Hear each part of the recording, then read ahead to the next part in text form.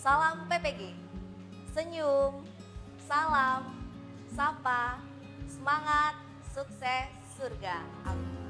Video model pembelajaran ini berisikan langkah-langkah model pembelajaran yang berisikan dengan materi, konten bisnis digital, tipe konten model bisnis dan value chain, inti aset dan kompetensi. Video ini menggunakan model pembelajaran problem based learning.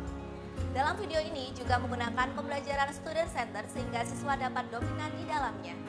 Video model pembelajaran ini juga membantu dan memberikan ide kepada guru terkait dengan materi, konten bisnis digital, tipe konten model bisnis dan value chain, inti aset dan kompetensi. Selamat menyaksikan. Assalamualaikum warahmatullahi wabarakatuh. Waalaikumsalam warahmatullahi wabarakatuh. Baik anak-anak, sebelum kita memulai pembelajaran pada pagi hari ini, alangkah lebih baiknya kita berdoa terlebih dahulu. Ketua kelasnya siapa? Cincin. Oke, Cincin bisa memimpin doa untuk teman-teman kalian. Baiklah, untuk memulai pembelajaran pada pagi hari ini, mari kita berdoa terlebih dahulu. Berdoa mulai.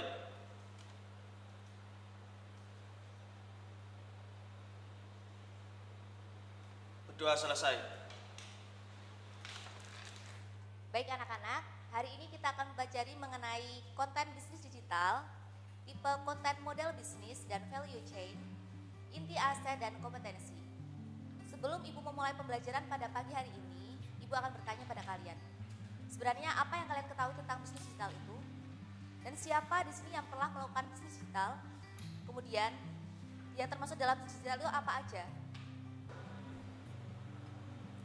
Menurut saya, bisnis digital itu adalah sebuah usaha yang dilakukan seseorang untuk melakukan kegiatan jual beli dengan memanfaatkan sistem digital yang tersedia saat ini. Contohnya ada Shopee, Tokopedia, Amazon, dan Bukalapak, dan lain sebagainya. Saya sendiri sudah pernah melakukan transaksi jual beli di Tokopedia, Bukalapak, sama Shopee. Ya, bagus sekali Mas Yono. Nah, di sini siapa yang boleh melakukan bisnis digital? Apakah ada yang bisa mengetahui? Ya, menurut saya bisnis digital itu dapat dilakukan oleh siapa saja. Apalagi di zaman sekarang ini, bisnis digital itu dapat memudahkan kita dalam melakukan transaksi jual beli. Ya, bagus sekali Mbak Amin. Ya, perlu diingat bahwa media sosial itu termasuk media komunitas pers yang sedang trending dalam dunia saat ini. Seperti data yang ditetapkan oleh VR Social Hotsuite, yaitu menetapkan bahwa Indonesia itu termasuk dalam penggunaan internet tertinggi, yaitu sekitar 51%. Kenapa dianggap tertinggi? Karena rata-rata negara lain itu sekitar 10% saja. Itu data diambil dari tahun 2014. Dan juga Indonesia itu juga termasuk negara konsumtif, yaitu termasuk dari 12 besar negara yang mengkonsumsi yaitu gadget seperti Android dan iOS. Nah, perlu diingat bahwa media sosial merupakan media komunitas pers yang sedang trending di dunia saat ini. Seperti penelitian yang telah dilakukan oleh VR Social and Hotsuite, itu menjelaskan bahwa Indonesia itu termasuk dalam 51% negara yang menggunakan internet paling tinggi. Kenapa paling tinggi? Karena negara-negara lain itu rata-rata sekitar 10% saja.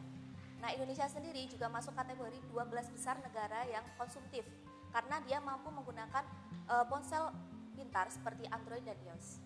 Nah, di sini sebagai peluang juga bagi perusahaan yang sudah mapan maupun perusahaan yang baru saja, karena mereka dapat mempromosikan produknya di media sosial.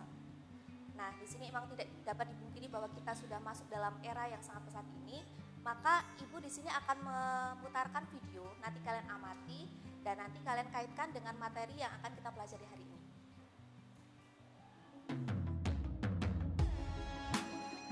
Di suatu pagi yang cerah, Andi dan Jessie memutuskan untuk memulai bisnis.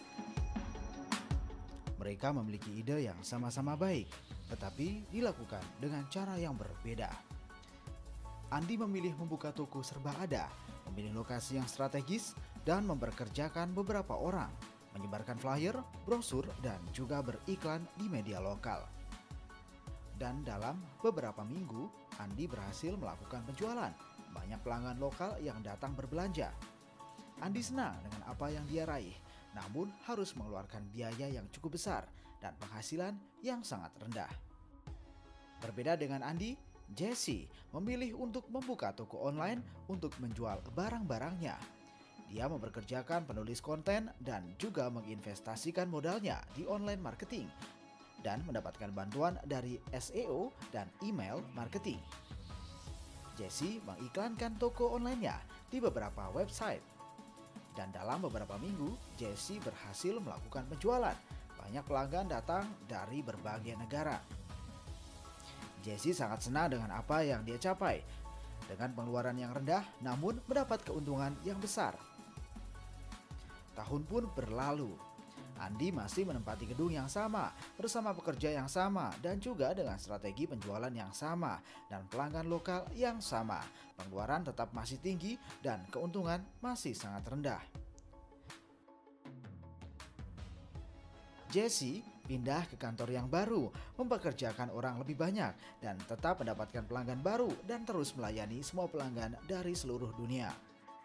Pengeluaran masih sangat rendah, dan penghasilan terus meningkat. Kemudian Jesse memutuskan untuk membuka toko online baru dengan berbagai macam produk.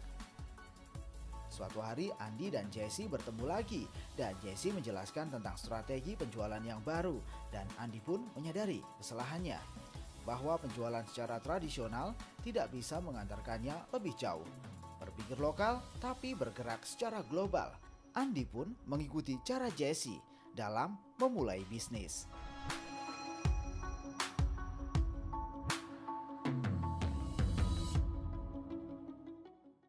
Baik anak-anak, tadi kita sudah melihat tentang video yang telah Ibu putar tadi.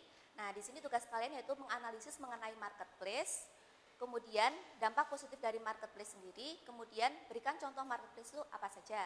Nah, di sini Ibu akan membagikan kalian menjadi 3 kelompok, yang masing-masing kelompok yaitu 5 orang. Ini langsung saja ya, dibagi 1, 2, 3 gitu aja ya. Ya, terus nanti tolong diskusikan seperti yang Ibu katakan tadi ya.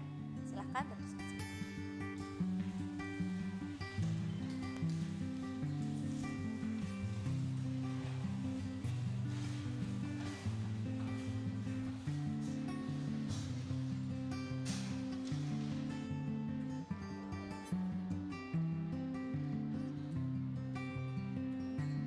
Oke anak-anak, jangan lupa kalian menuliskan hasil diskusi kalian di lembar yang Ibu bagikan ini ya.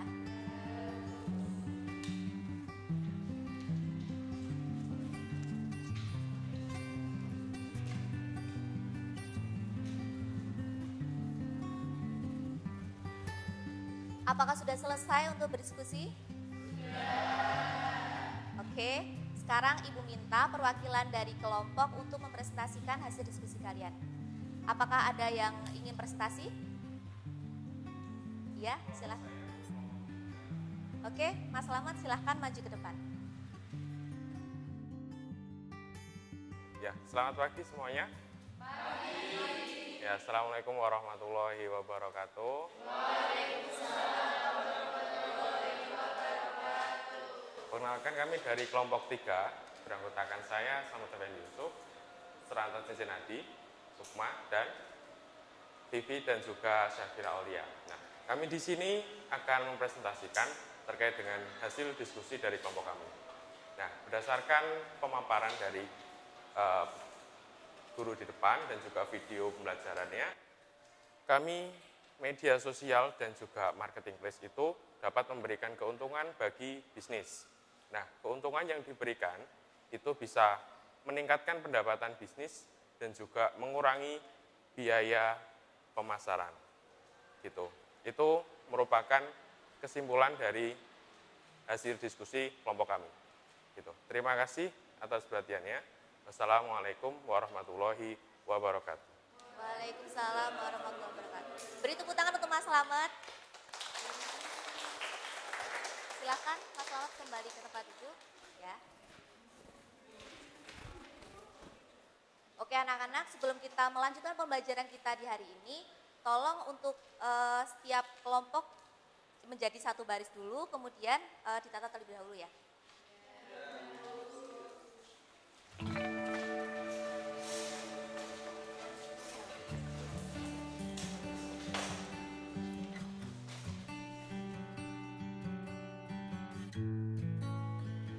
Baik anak-anak, benar apa yang dikatakan oleh Mas Slamet tadi bahwa memang media sosial dan marketplace itu digunakan bukan tanpa alasan lagi, karena Bisnis dengan digital marketing itu memiliki keuntungan yaitu dapat mengurangi biaya dan waktu staf pemasaran, kemudian juga meningkatkan probabilitas dari peningkatan pendapatan. Selain itu, media sosial juga berguna untuk dapat membagikan informasi dan kemampuan mereka, kemudian memfasilitasi kebijaksanaan konsumen, serta dapat memberikan konsumen lainnya. Kemudian, setelah kalian mempelajari materi tadi, Ibu akan memberikan evaluasi terkait dengan materi hari ini, yaitu bertujuan untuk mengetahui sejauh mana kemampuan kalian memahami dan mendalami materi pada pagi hari ini. Ya. Ibu akan menampilkan soal di layar, kemudian nanti tolong mengerjakan selama 10 menit ya. Setelah itu nanti dikumpulkan. Oke, bisa dilihat.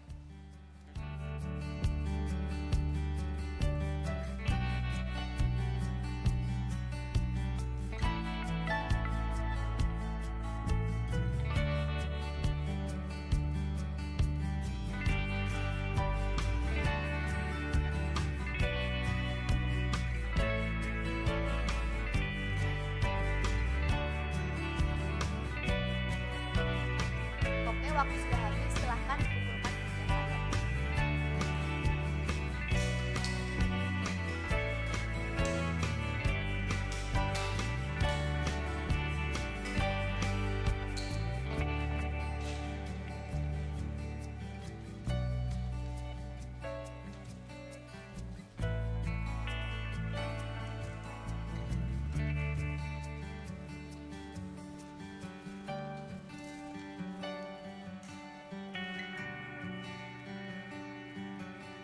Baik anak-anak, mari kita simpulkan pembelajaran kita hari ini. Marketplace adalah sebuah aplikasi online atau website yang menjadi fasilitas dari penjual dan pembeli untuk menjual barang dagangannya di online. Nah, di sini marketplace sendiri itu sama halnya dengan pasar tradisional. Tetapi yang membedakan, kalau marketplace sendiri itu tidak bertanggung jawab atas barang dagangan yang dijualkan di situ. Nah, di sini marketplace sendiri memiliki tanggung jawab dan memiliki aturan sendiri bagi penjual. Nah, di sini penjual itu nanti untuk prosesnya, penjual memposting dari barang dagangnya itu ke marketplace sendiri itu, kemudian direspon oleh pembeli. Nah, nanti ketika pembeli sudah deal untuk membeli, nanti pembeli bisa mentransfer uangnya, kemudian nanti penjual sendiri mengirimkan barangnya ke pembeli. Nah, di sini mengapa alasannya marketplace itu sangat mudah? Karena pengirimannya itu sangat cepat dan simpel. Nah, di sini orang-orang banyak menggambarkan marketplace itu seperti department store juga. Nah, di sini selain kalian bisa memahami materi hari ini, Ibu harap kalian dapat menerapkannya di kehidupan sehari-hari. Nah, banyak sekali pengusaha yang sukses dengan bisnis marketplace-nya. Seperti contohnya itu Bukalapak, Lazada, itu sangat sukses dengan bisnisnya. Nah, Ibu berharap kalian di antara kalian di sini dapat bisa menjadi pebisnis yang sukses seperti mereka. Amin. Nah, usai sudah pembelajaran kita hari ini, apakah ada pertanyaan? Apakah ada pertanyaan? Tidak ada. Oke, semua pembelajaran hari ini bermanfaat. Cukup sekian. Wassalamualaikum warahmatullahi wabarakatuh.